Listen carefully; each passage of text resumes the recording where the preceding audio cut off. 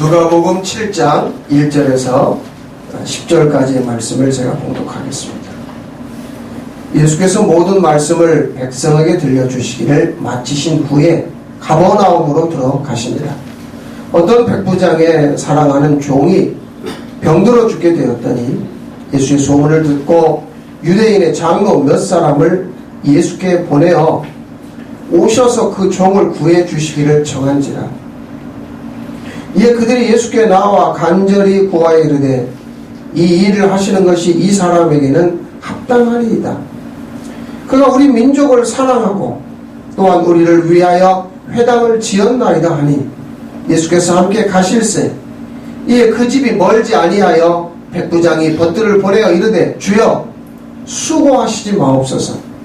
내 집에 들어오심을 나는 감당하지 못하겠나이다. 그러므로 내가 주께 나아가기도 감당하지 못할 줄을 알았나이다.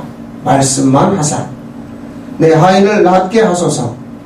나도 남의 수하에 든 사람이요 내 아래에도 병사가 있으니 이더러 가라 하면 가고 저더러 오라 하면 오고 내 종더러 이것을 하라 하면 하나이다.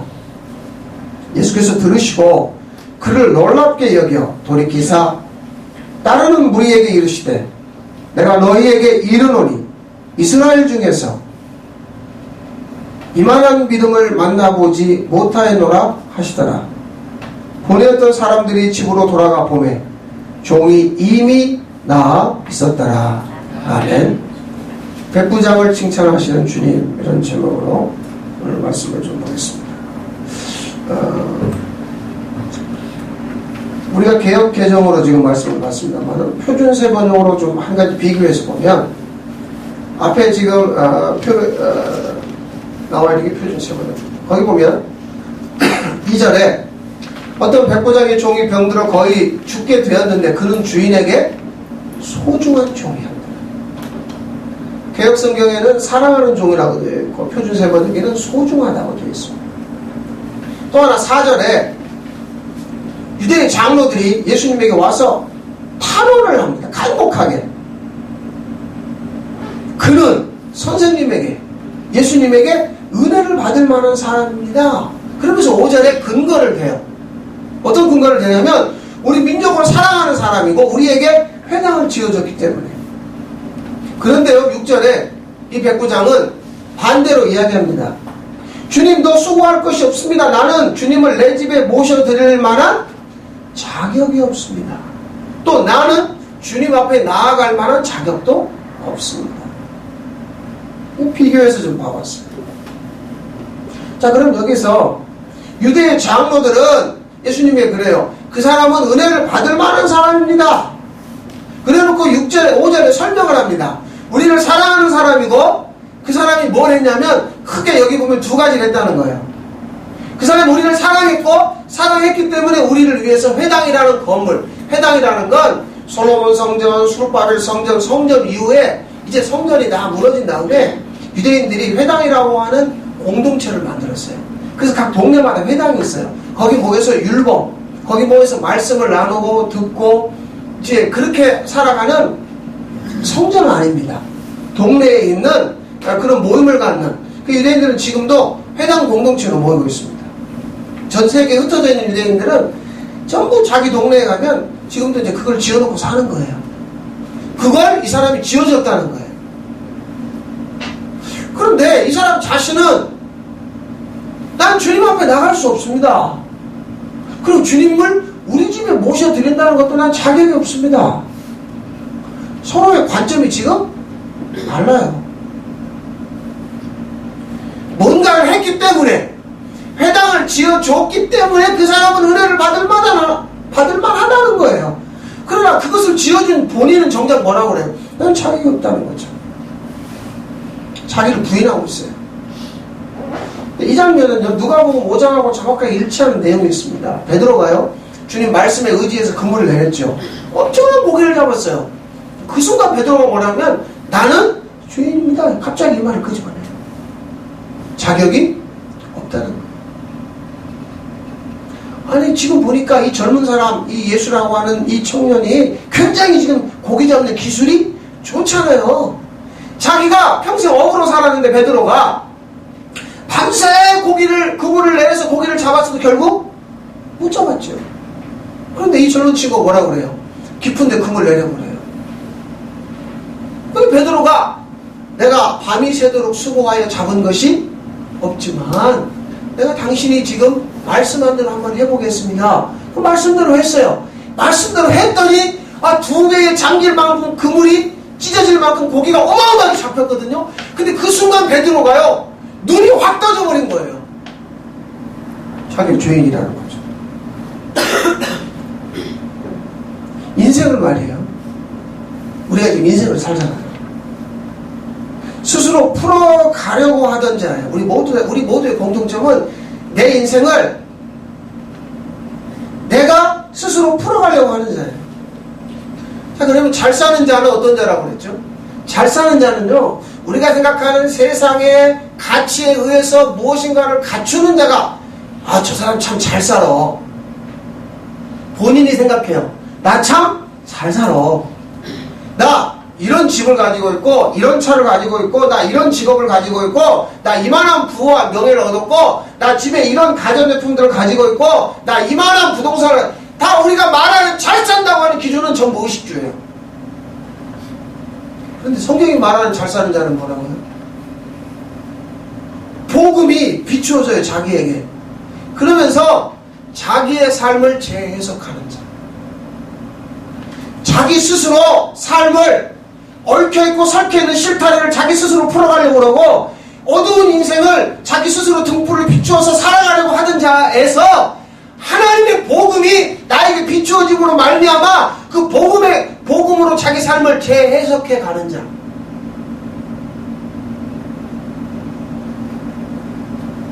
대부분 사람들이요, 자기 스스로 인생을 풀어가려고 하는 사람들의 공통점이 뭐냐면 과거를 만회하려고 합니다.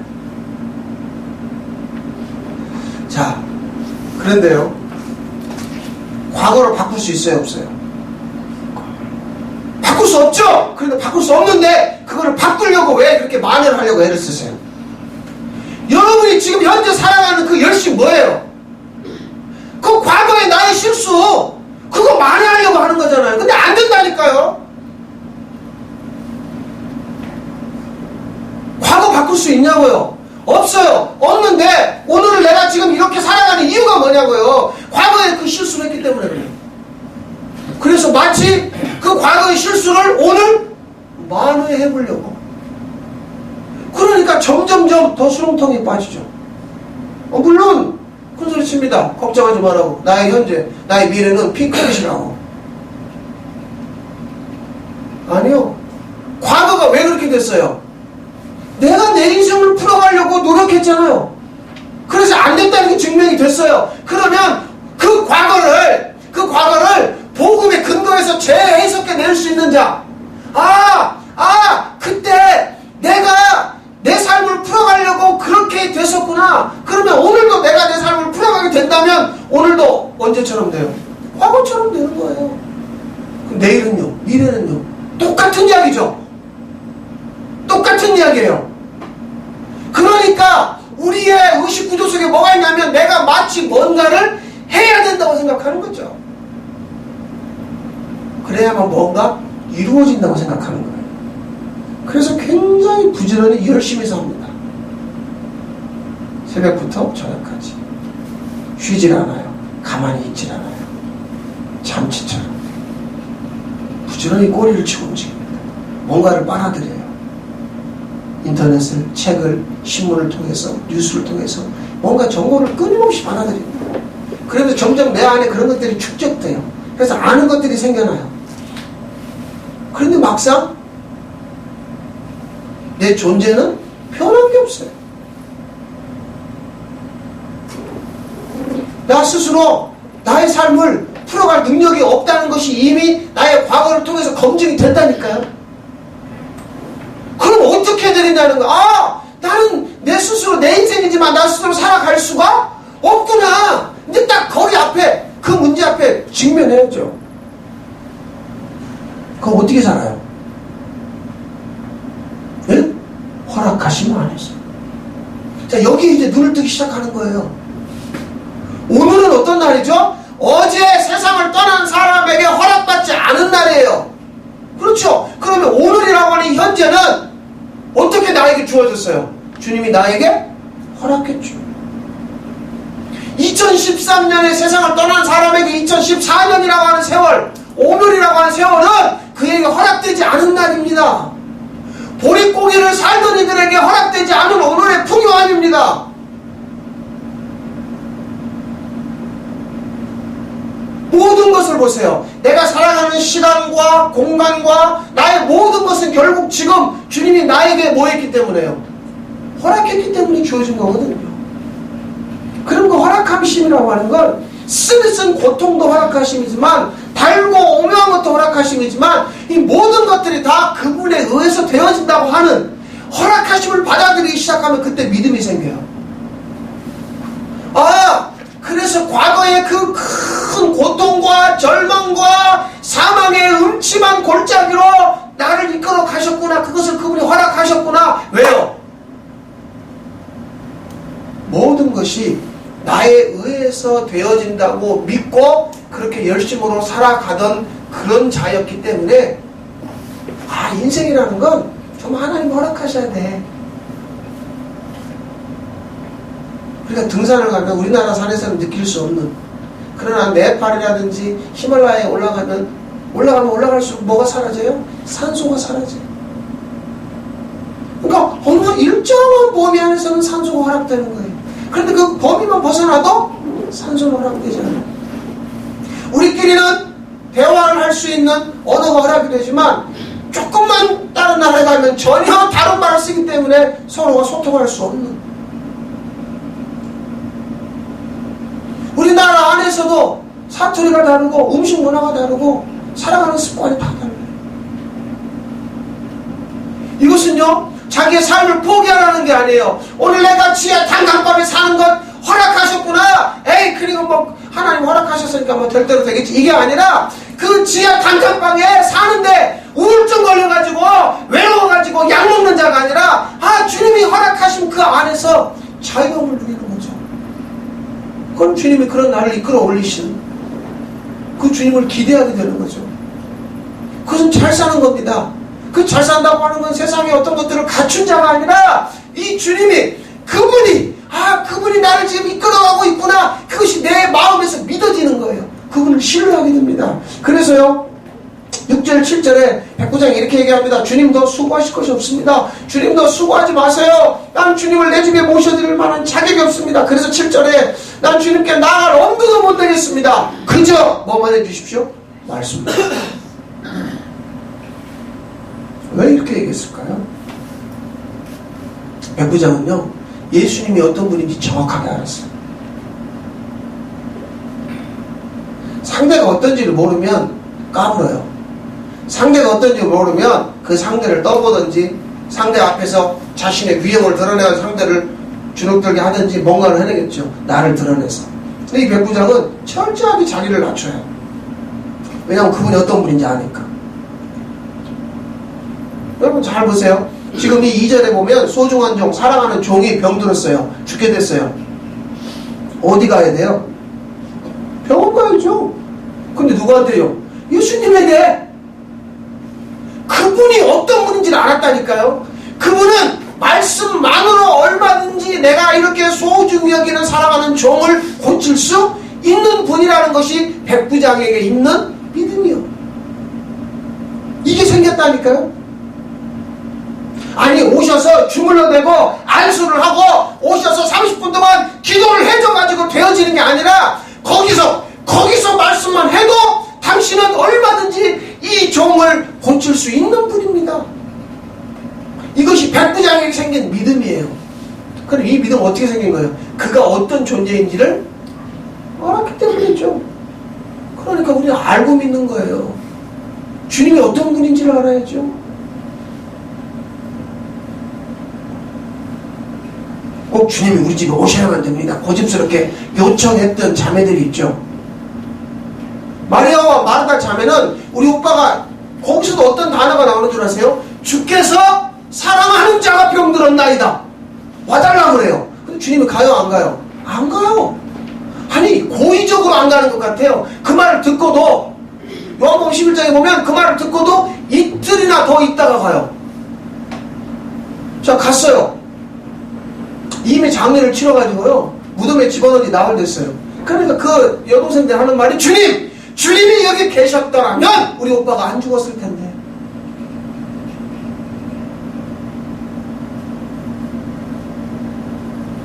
답답한 얘기죠. 왜냐하면 우리의 일상이 그래요. 여러분 복음으로 삶을 풀어가느냐 풀어가지 못하느냐의 문제예요. 이게 실제 이야기입니다. 누가 병들어서 죽게 되었다, 누가 고침받았다, 어떤 사람이 힘들고 어렵게 살았는데 그 사람이 부자 되었다, 잘 살게 되었다. 지금 그 얘기가 아니라 주님이 지금 내게 지금 말씀하시는 건 뭐냐면 네 인생을 복음으로 풀어가라. 네가 정말 그렇게 생각하는 그것들 네 생각으로 풀어지지 않는 거야. 지금 이 말씀을 하고 있는 거예요. 백부장은 복음으로 풀어가는 것을 우리에게 보여주는 하나의 예에 불과합니다. 마리아와 마르다는 그걸 풀어내지 못했죠. 그러니까 주님이 답답해가지고 네가 믿으면 영광을 보리라. 예, 마지막 날에 우리 오빠가 부활하겠죠. 답답한 건 주님 그게 아닌데. 그래서 사람들 다 내리고 무덤 앞에 가가지고 나서는 살려냅니다. 말려요. 주님 지금 나흘이 돼서 벌써 시체가 썩는데요. 말려요.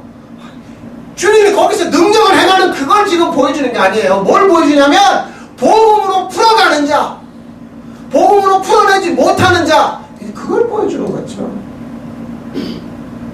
왜 백부장이 칭찬을 받았다고요? 복음으로 삶을 풀어갔기 때문에 칭찬받은 거예요. 근데 이 사람 외국 사람입니다. 유태인 아니에요. 정작 말씀을 들어야 될 유태인은 듣고도 귀를 닫아버리고 마음을 닫아버리고 외국 사람이에요. 로마의 백부장이기 때문에 그 당시 이스라엘을 지배하고 있는 로마의 황제가 지금으로 말하면 백부장이 중대장 정도 된다고 그러죠. 보내가지고 이스라엘 통치하게 한 거예요. 그 지역을. 근데 그 지역을 보면서 그 사람들을 사랑해서 거기다가 회당도 지어주고 했어요. 그래서 칭찬받은 거예요. 이 사람은 이스라엘을 사랑했기 때문에 예수님이 참 너는 진짜 외국 사람인데 굉장하구나 이래서 칭찬했냐고요. 아니에요. 그게 무엇을 보아요? 믿음을 보고. 근데 그 믿음이 어떤 믿음이에요? 더군다나 지금 자기가 병든 것도 아니죠.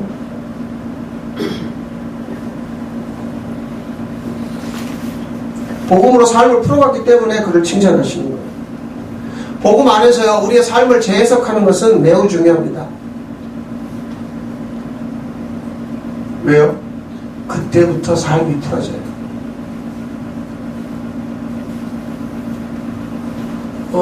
사가랴와 엘리사벳 이야기 중에 그 두 노인이 늙어밖에 아들 하나 낳았죠. 요한이라는 아들. 그런데 그 아버지가 도대체 천사가 나타나가지고 네가 아들을 낳을 거야 이름을 요한이라고 해야 되거든. 어떻게 믿어요? 너 못 믿는구나. 그러면 네가 네 부인이 아들을 낳을 때까지 너는 벙어리 될 거야. 그래서 혀가 굳어버렸죠. 입이 닫혀버렸어요. 아들을 낳았어요. 사람들이 그 부친의 이름을 따라 사가랴라고 지으려고 해요. 그때요 안 된다는 거예요. 석판 하나 갖다 달라. 그래서 요한 이름을 거기다 요한이라고 글씨를 쓰는 순간 입이 열리고 혀가 풀렸어요. 그 요한이라고 이름을 쓰는 순간이 뭔 줄 아세요? 말씀을 그렇게 했거든요. 네 아들을 그렇게 이름을 지어야 돼. 모든 사람들이 안 된다는 거예요. 유대인들의 전통은 뭐냐면 아이가 태어나면 그 아버지나 할아버지의 이름을 다시 붙여주거든요. 그게 유대인들의 전통이에요. 그러니까 전통적으로 할아버지의 이름 따라 아버지의 이름을 따라 아들의 이름을 떨어지는 건데 그 집안에 없는 이름이 나온 거죠. 그런데 그 이름을 요한이라고 쓰는 건 뭐라고요? 그렇게 말씀했어요. 그 아들을 요한이라고 이름을 지어라. 말씀대로 이름을 지어주니까 입이 열리고 혀가 풀리잖아요. 그래서 그 아들을 자기 집에서 키웠어요? 아니죠. 빈들로 보냈어요. 빈들했어요. 하나님의 말씀이 그에게 임했다.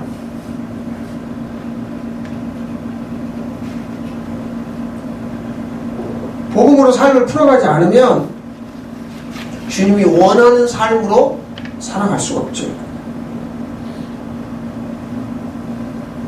내게 말씀대로 이루어지기를 바라는 것이 삶을 복음으로 재해석하는 것이죠. 그러면 하나님이 나를 창조하신 그 뜻이 이루어지는 거예요.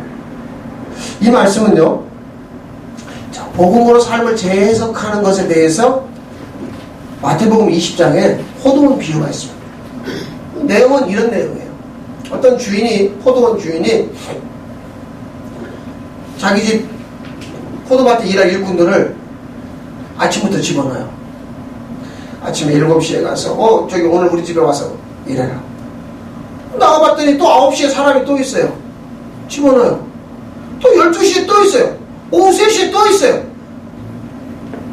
근데 오후 5시에 해가 질 때 가니까 아직도 놀고 있는 사람이 있다고요.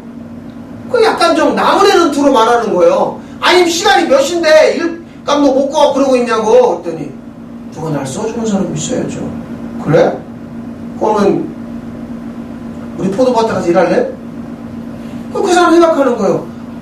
1시간밖에 안 남았는데. 아니 그 무슨 상관이야? 가 일해. 가 일했어요. 그러니까 아침부터 와서 일하던 사람은 간식도 먹고 진짜 이 주인 참 좋은 주인이야. 우리한테 1데나리온을 약속했어. 야 진짜 이렇게 받을 수 있는 게 쉽지 않은데 너무 감사하다 했어요. 그런데 보니까 9시에도 일꾼이 들어오고 뭐 12시에도 들어오고 자꾸 막 하루 종일 일꾼들이 들어오는 거예요. 그 이제 거의 일이 끝나갈 때쯤 됐는데 일꾼이 또 들어와요. 그래서 야 저 사람 진짜 횡재했네. 하여튼 뭐 얼마라도 받겠지. 자기 마음속에 자기 혼자 그림을 그리는 거죠. 그런데 돈 계산을 나중에 온 사람부터 하는 거예요. 그 주인이 1시간만 일한 사람에게 얼마를 주냐면 1데나리온을 주는 거예요. 3시간 일한 사람도 1데나리온, 6시간 일한 사람도 9시간이 똑같이 다 주는 거예요. 그러니까 제일 먼저 온 사람이 막 화를 내는 거예요. 이런 법이 어딨어요. 저 사람 1시간밖에 일 안 했고 난 하루 종일 일했는데 왜 똑같이 주는 거예요? 분위기가 이상해졌어요. 그때 주인이 3가지를 말합니다. 야, 내가 너한테 처음에 얼마 약속했냐?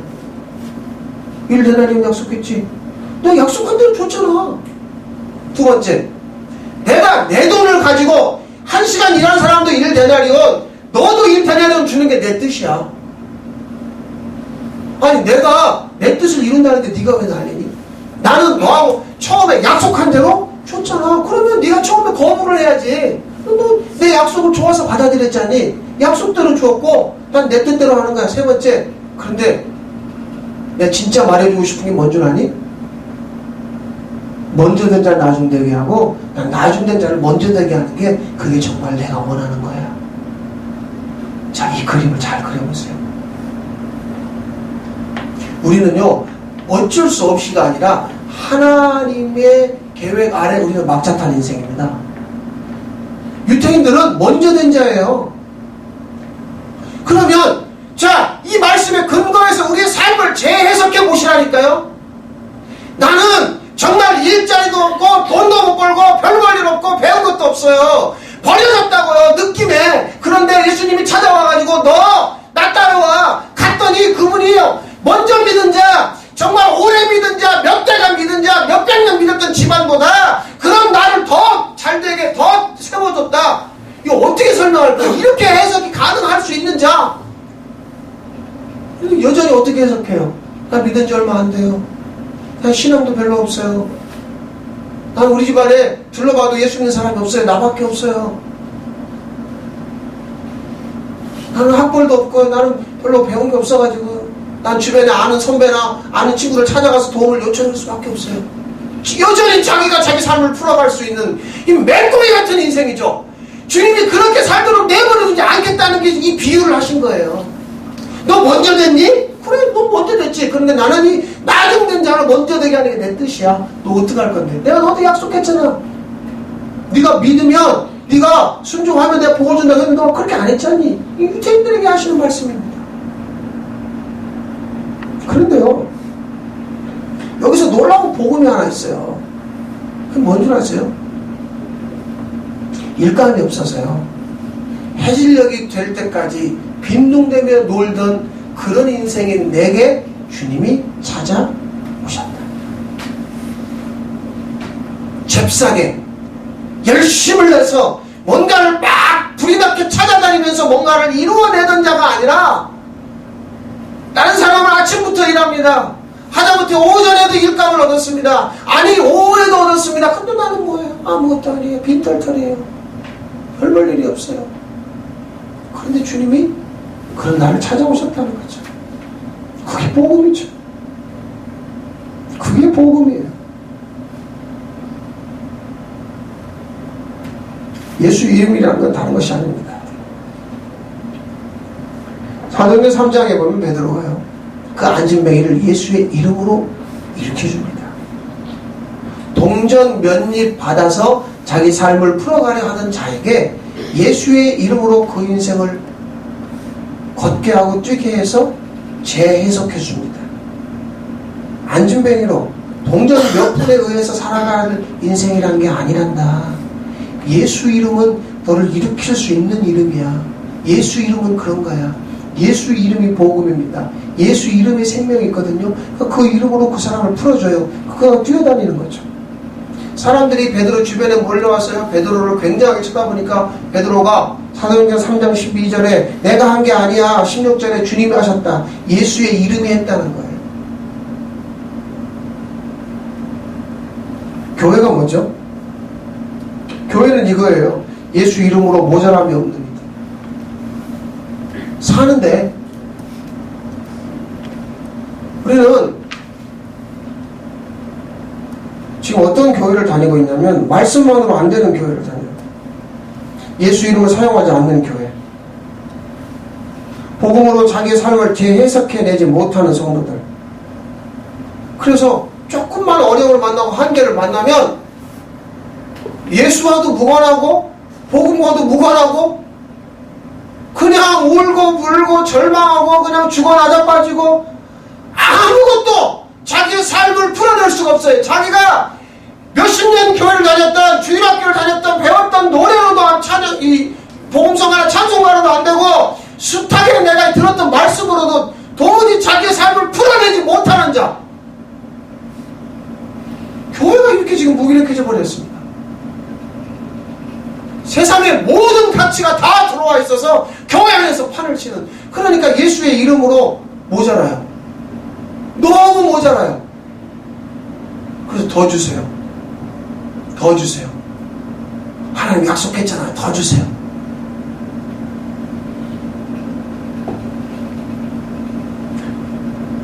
우리 눈앞에 떨어져 있는 발등에 불 끄기에 바쁜 인생으로 살지 마시고요.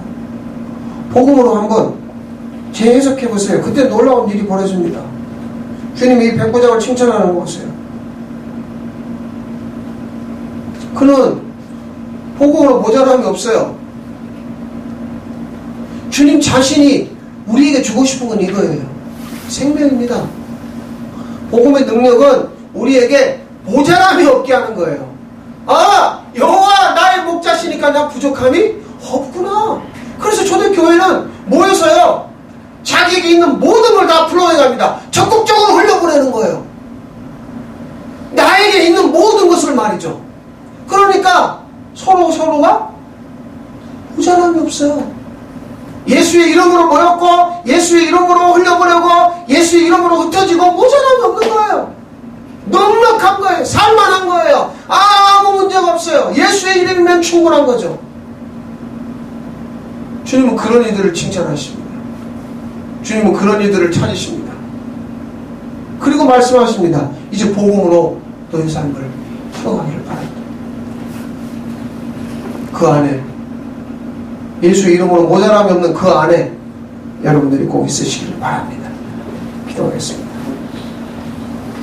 다시 모이게 하셔서 말씀 앞에 세워주시니 감사합니다.